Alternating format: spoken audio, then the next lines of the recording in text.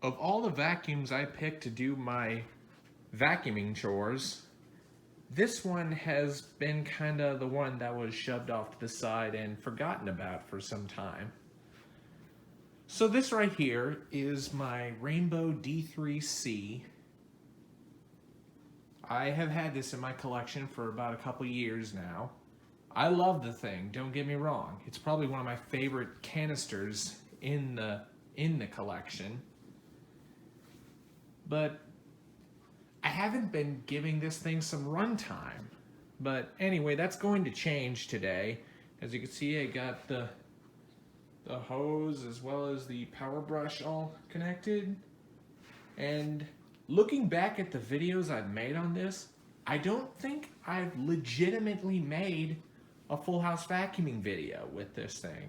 I just made one that was just kind of broken up into individual clips. I had one for carpet cleaning performance, one for bare floor cleaning performance, but I've never actually made a legit full house vacuuming with this thing.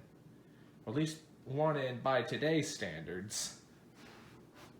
So I'm going to, well, before I get to vacuuming, let's give a walkthrough of the machine. It's sporting a lot of D4 running gear. It has the D4 wheel caddy with the exposed bottom parts of the water basin.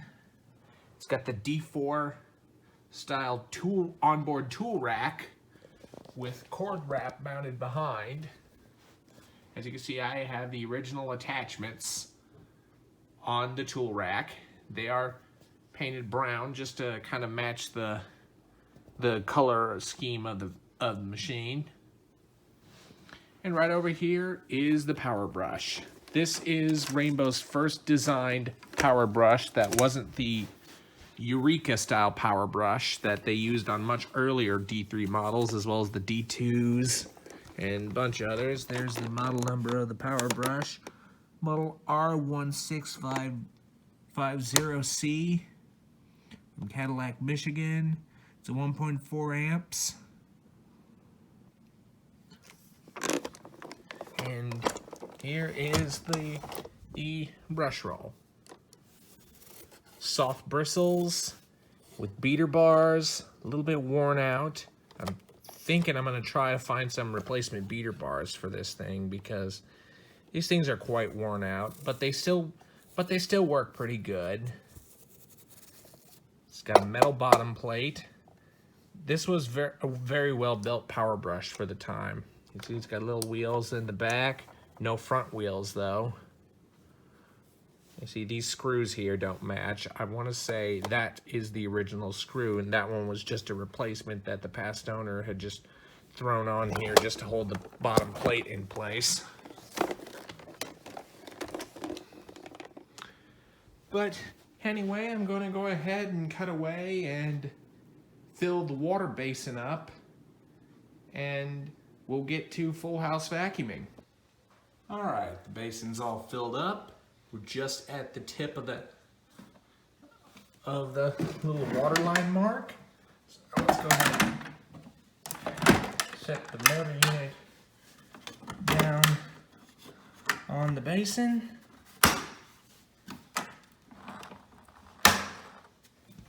Go ahead and plug in the cord for the power brush. Now we'll go and plug in the machine. We'll go ahead and release the cord.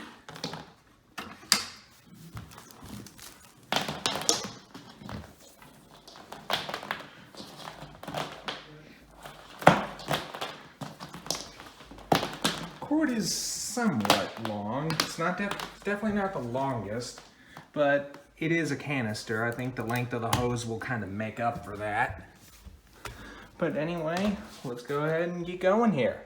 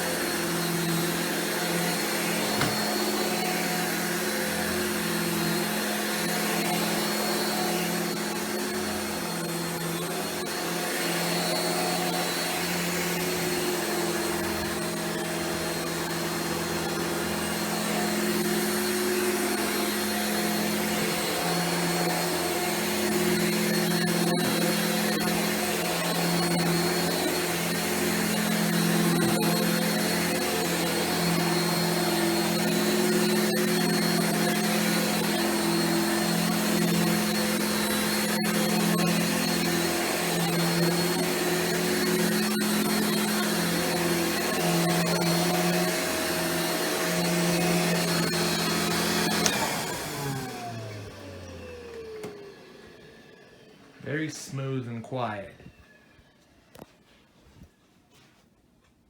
But definitely this makes some very nice carpet lines. There is only a little bit of belt mark along the left side because the way this power brush is designed, the belt is mounted over here, and most of the brush roll is toward the right of the machine. It's not fully centered out, but this thing is very, very nice. Cleans and grooms the carpet well for being a single row brush roll with pretty worn out beater bars. Very nice.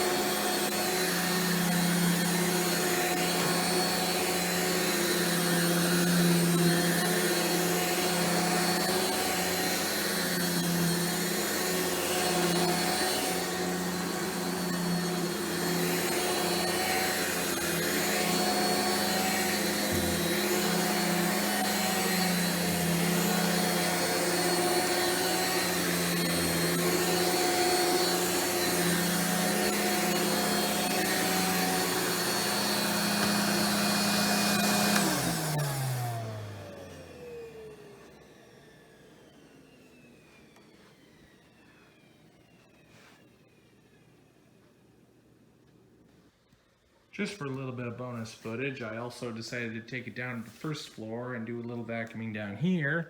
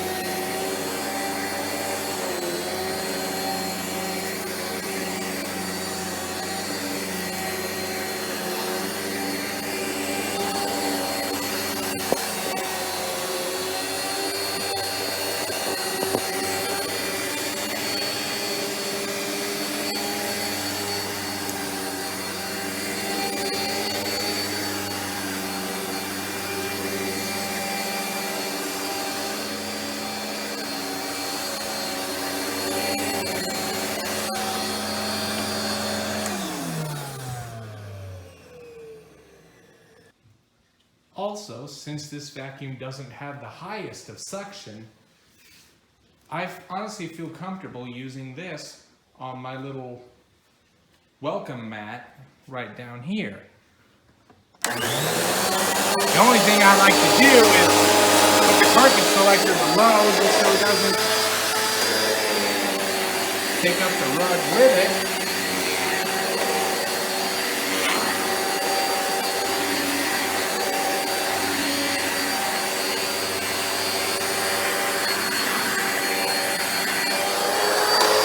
Now here comes a very interesting part. We're going to see how this thing handles the stairs.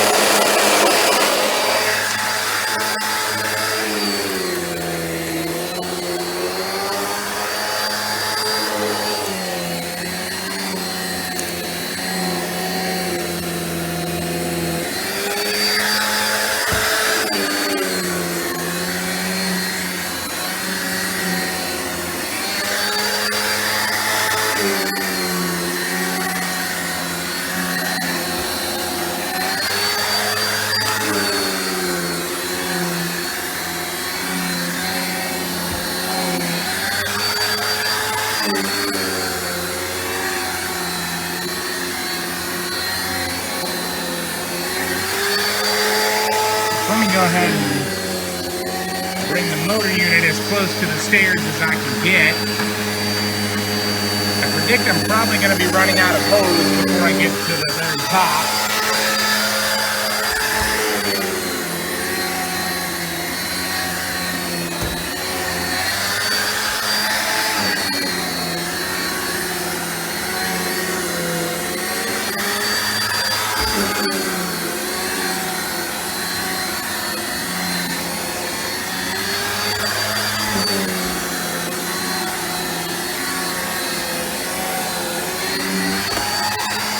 Just as I thought, I'm out of hose already.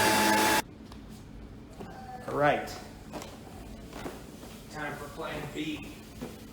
Gotta hold the vacuum while doing the stairs.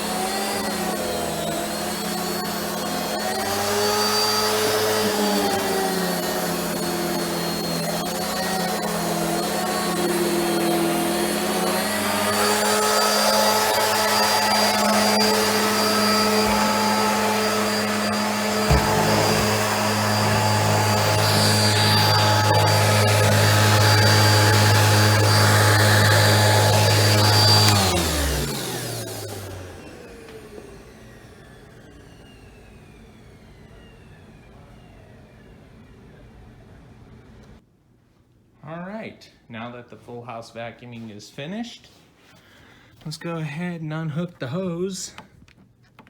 And which, honestly, one thing I do not like about this, and I'm not too sure if it's just from general age, but every once in a while when you're using this thing, the cord to the power brush likes to slip out sometimes. I'm thinking this possibly could be from general wear or I don't know, but this external wire has definitely been through a lot of use over the years, not just by me. Oh, and it even disconnects sometimes from the wire leading up to the power brush. But yeah, eventually one of these days I do want to upgrade hoses to the newer D4 style electric hose that has the wire running through the hose, then to a little wire trigger up top there, and then the main power brush cord connects right up top. I feel like that would be a much nicer and more modern design. And yeah, D4 and SE hoses will fit these old D3s, because they're almost basically identical vacuums. The only difference they did was motor design. This old D3 design dates back, had the similar design that the D2s had some time ago. But some people started complaining that sometimes when water would tend to get sucked up into the motor when you accidentally topple the motor unit over, which is an unfortunate downfall to these D3s and D2s. But anyway, let's go ahead and take the motor unit off just to see how much this thing picked up. Easy way to get it off in one try is to make the latches as straight as possible and lift the motor unit straight off. Whoa, man. Huh, she wants to see what's going on. But anyway, this is just how much dirt got picked up. This is just fantastic.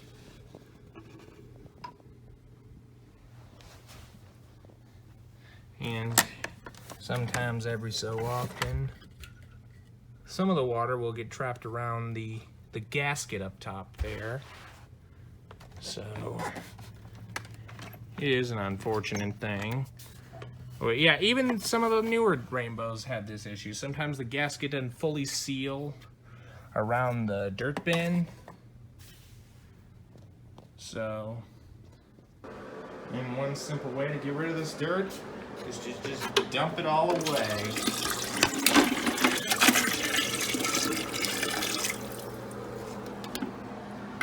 Yeah, there's probably a bit more I gotta fetch. Especially them big clumps. Anyway, what you simply do now is just flush it away.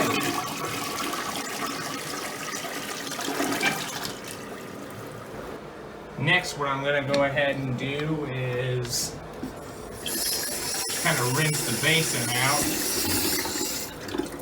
Just put a little bit of water inside the basin and just kind of swirl it around.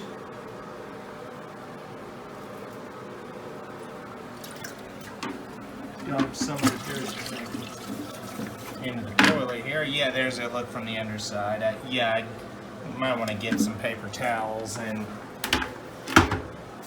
kind of wipe off the rest of the inside. Also, one nice little insurance you can do to your rainbow, no matter whether it's a D2, D3, D4, or E-Series, or even the new SRX now. You can simply, after you're done cleaning out and washing out the water basin and you finish wiping everything down, let it sit off to the side with the motor unit off the basin so it can air dry. The reason why you can do this is so moisture doesn't get up into the motor and rust the motor bearings out or anything else inside the motor that's metal. So it don't rust anything out. And once everything's all good and dry, you can simply just throw the vacuum back together all in one piece and store it away. But anyway, I hope you've enjoyed this full house vacuuming of the Rainbow D3c. Be sure and stay tuned, and don't forget to like, rate, comment, and subscribe. Thanks for watching, and we'll see you next time.